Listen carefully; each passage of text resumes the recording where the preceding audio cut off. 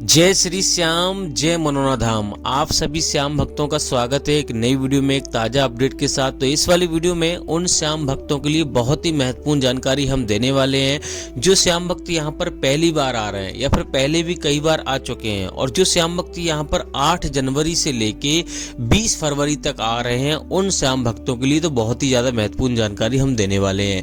जैसे कि महाराज जी अभी के टाइम पर बैठ रहे हैं, नहीं बैठ रहे हैं, और 8 जनवरी से लेके 20 फरवरी के बीच में महाराज जी कब कब धाम पर मिलेंगे और कब कब धाम पर नहीं मिलेंगे। क्योंकि दोस्तों आप दूर दूर राज्यों से, अलग अलग शहरों से, दूर दूर से यहाँ पर आते हो। अगर महाराज जी आपको ना मिले तो आपका समय भी बर्बाद होगा, आपका पैसा भी बर्बाद होगा, आपकी आस्था में भी यहाँ पर कमी आएगी। यहाँ पर आकर आपको वापस ही जाना पड़ेगा। तो यहाँ पर आपको सारी महत्वपूर्ण जानकारी आपको देने वाले हैं। इसके साथ साथ और भी बहुत सारी महत्वपूर्ण जानकारी हम देने वाले हैं। जैसे कि आखिर दोस्तों मनोहर धाम पड़ता कहाँ पर है, अगर आप अपनी सवारी से आ रहे हो तो आपको कैसे आना है, कौन से इसके नज़दीकी रेलवे स्टेशन है, अगर आप ट्रेन से आ रहे हो तो आपको कैसे आना है, कहाँ पे आपको दोस्तों ठहरना है, फ्री में कहाँ पे ठहरना है, पैसा दे के कहाँ पे ठहरना है, आपको कितना खाने का खर्चा आ जाएगा, कितने रुपए में आपको यहाँ पे कमरा मिलेगा होटल में, और कितने रुपए में यहाँ पर आपको धर्मशाला में कमरा मिलेगा, और दोस्तों यहाँ पर कितना एक व्यक्ति का खर्चा आ जाएगा।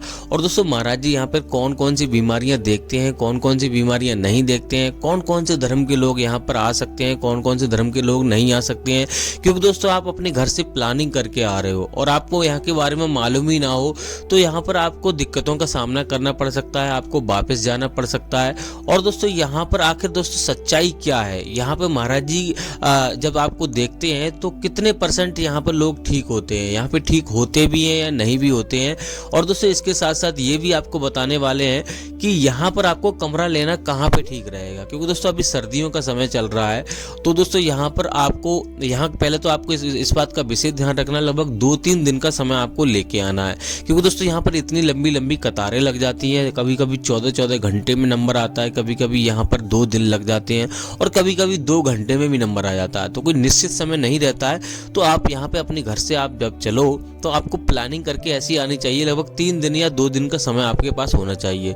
और दोस्तों यहाँ पर आपको जैसे कि मान लो होटल में कहाँ रुकना है, मनोरा धाम में रुकना है, या फिर दोस्तों आपको यहाँ पे मान लो धाम पर रुकना है, या फिर आंवला में रुकना है। क्योंकि दोस्तों आंवला इसका बिल्कुल नज़दीकी रेलवे स्टेशन है, लगभग 2-3 किलोमीटर की दूरी है। तो वहाँ रुकोगे, कितना खर्चा आ जाएगा, तो सारी महत्वपूर्ण जानकारी इस वाली वीडियो में आपको मिलने वाली है। बस आपको करना क्या होगा, वीडियो को शुरू से लेकर एंड तक देख लेना है, स्किप करके नहीं देखना है, अंत तक देखना है। अगर आप वीडियो बीच में ही छोड़ के जाओगे और आप कमेंट करोगे, बहुत सारे भैया कमेंट करते हैं कि भैया महाराज जी इतनी तारीख को मिलेंगे नहीं मिलेंगे। तो जब मैं वीडियो में मैंने बताया रहता है, भले से मैं चाहे लास्ट में बताऊं चाहे बीच में बताऊं, कहीं पे भी किसी भी पार्ट में आपको मैं बता दूंगा। तो वीडियो का एक भी पार्ट मिस मत करना। अगर आपने वीडियो को छोड़ के देखी, काट के देखी, तो आपको पता ही नहीं चलेगा कि मैंने कहाँ बता दिया कि महाराज जी कितनी तारीख से कितनी तारीख तक बैठेंगे।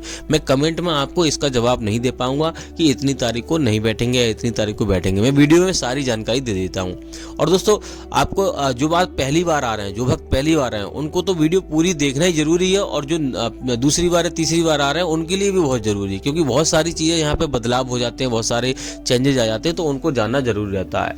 तो चलिए दोस्तों वीडियो को शुरू करते हैं और आपको बताते हैं आखिर दोस्तों मनोहर धाम पड़ता कहाँ पर है।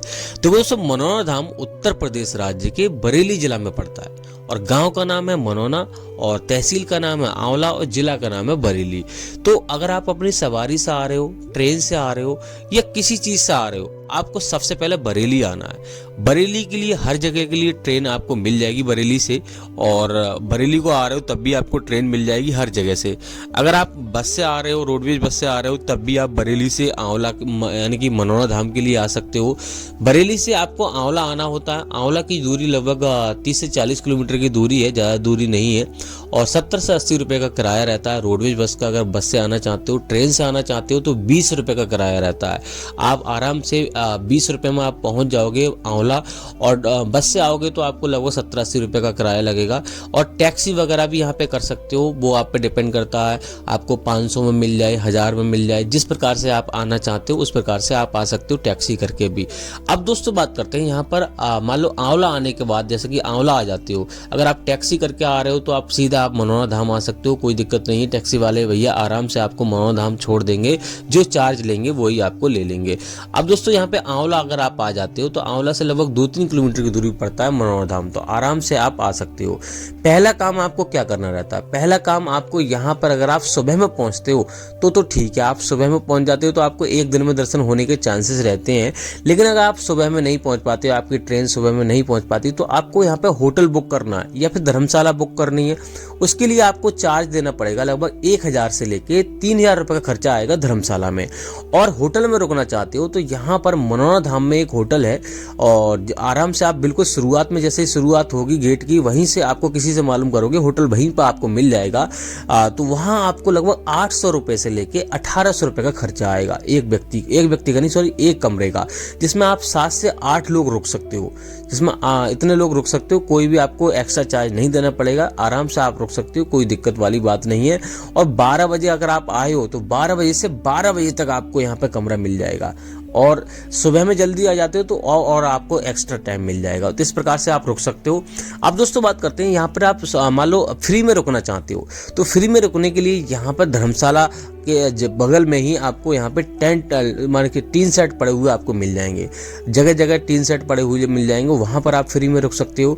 अगर आप मान लो और जगह यहाँ पर रुकना चाहते हो, इन टीन सेट में नहीं रुकना चाहते हो, सुरक्षित रूप जगह में रुकना चाहते हो फ्री में, तो यहाँ पर आपको जगह जगह आपको जहाँ से आप प्रसाद लोगे 51 रुपये से प्रसाद शुरू हो जाता है, वहाँ पर आपको फ्री में रुकने की व्यवस्था आपको मिल जाएगी। लेकिन आपको शर्त यही है 51 से या 101 का या उससे ज़्यादा का जितना भी प्रसाद वगैरह लोगे, आप उन दुकानों से आपको प्रसाद लेना है। इस प्रकार से ये काम आपको कर लेना है। अब दोस्तों बात करते हैं यहाँ पर आखिर दूसरा काम क्या करना रहता है। देखो दोस्तों, अगर आप सुबह में पहुँचते हो तो यहाँ पे सबसे पहले आपको हाथ मुंह धोकर, अभी सर्दियों का समय चल रहा है तो स्नान नहीं कर पा रहे हो, तो आप हाथ मुंह धोकर श्याम जल की बोतल खरीदी, जो कि आपको 20 रुपये में आपको मिल जाएगी। बिल्कुल छोटे वाले मंदिर के पास में मिलेगी, आपको 20 रुपये आपको देने होंगे, बस उसी में आपको श्याम जल आपको भरा हुआ मिल जाएगा बोतल समेत। तो ये काम कर लेना। उसके बाद आपको प्रसाद खरीद लेना, जितना आप 51 का 101 का जितने का भी आप खरीदना चाहो उतना खरीद लेना। उसके बाद सीधा और 10 रुपये का अर्जी फॉर्म आपको खरीदना है, जिसमें आपको 60 रुपये उसमें रखने होते हैं। 61 रुपये की अर्जी लगी होती है, सॉरी 60 रुपये उसमें रखने होते हैं, 1 रुपये उसमें रखा हुआ होता है, तो 61 रुपये की अर्जी लगती है।